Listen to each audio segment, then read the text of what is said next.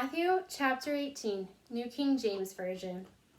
At that time the disciples came to Jesus, saying, "Who then is the greatest in the kingdom of heaven?" Then Jesus called a little child to him, set him in the midst of them, and said, "Assuredly I say to you, unless you are converted and become as little children, you will by no means enter the kingdom of heaven. Therefore, whoever humbles himself as this little child is the greatest in the kingdom of heaven. Whoever receives one little child like this in my name receives me.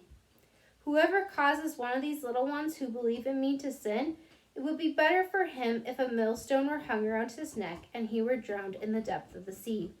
Woe to the world because of offenses, for offenses must come, but woe to that man by whom the offense comes. If your hand or foot causes you to sin, cut it off and cast it from you. It is better for you to enter into life lame or maimed, rather than having 2 hands or 2 feet to be cast into the everlasting fire. And if your eye causes you to sin, pluck it out and cast it from you. It is better for you to enter into life with 1 eye, rather than having 2 eyes to be cast into hellfire. Take heed that you do not despise one of these little ones, for I say to you that in heaven their angels always see the face of my Father who is in heaven. For the Son of Man has come to save that which was lost. What do you think? If a man has 100 sheep and one of them goes astray, does he not leave the 99 and go to the mountains to seek the one that is straying? And if he should find it, assuredly I say to you, he rejoices more over that sheep than any over the 99 that did not go astray. Even so, it is not the will of your Father who is in heaven that one of these little ones should perish. Moreover, if your brother sins against you, go and tell him his fault between you and him alone. If he hears you, you have gained your brother. But if he will not hear, take with you 1 or 2 more, that by the mouth of 2 or 3 witnesses every word may be established. And if he refuses to hear them, tell it to the church. But if he refuses even to hear the church, let him be to you like a heathen and a tax collector. Assuredly I say to you, whatever you bind on earth will be bound in heaven, and whatever you loose on earth will be loosed in heaven. Again I say to you that if 2 of you agree on earth concerning anything that they ask, it will be done for them by my Father in heaven.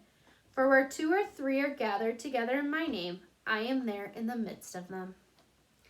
Then Peter came to him and said, "Lord, how often shall I forgive my brothers that sinned against me? Up to 7 times?" Jesus said to him, "I do not say to you up to 7 times, but up to 70 times 7. Therefore the kingdom of heaven is like a certain king who wanted to settle accounts with his servant. And when he had begun to settle accounts, one was brought to him who owed him 10,000 talents. But as he was not able to pay, his master commanded that he be sold with his wife and children and all that he had, and that payment be made. The servant therefore fell down before him, saying, 'Master, have patience with me, and I will pay for you all.' Then the master of that servant was moved with compassion, released him, and forgave him the debt. But that servant went out and found one of his fellow servants who owed him 100 denarii, and he laid hands on him and took him by the throat, saying, 'Pay me what you owe.'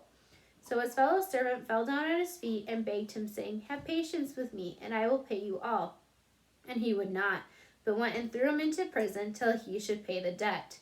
So when his fellow servants saw what had been done, they were very grieved, and came and told their master all that had been done.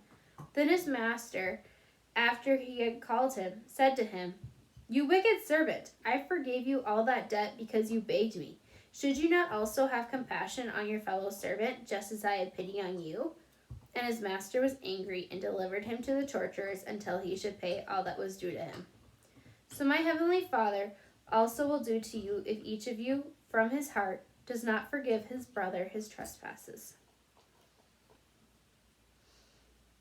So what do you think this chapter is about? To me, it's all about how Jesus forgave us, and so that we should also forgive those who sin against us.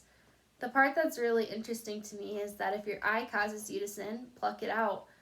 And if your hand causes you to sin, cut it off. Where there is no excuse for why you're sinning. If something makes you, get rid of it. And that's the only way that we can enter into heaven, is if we are like children and we humble ourselves and realize that we're not perfect and nobody's perfect, but we need to forgive each other.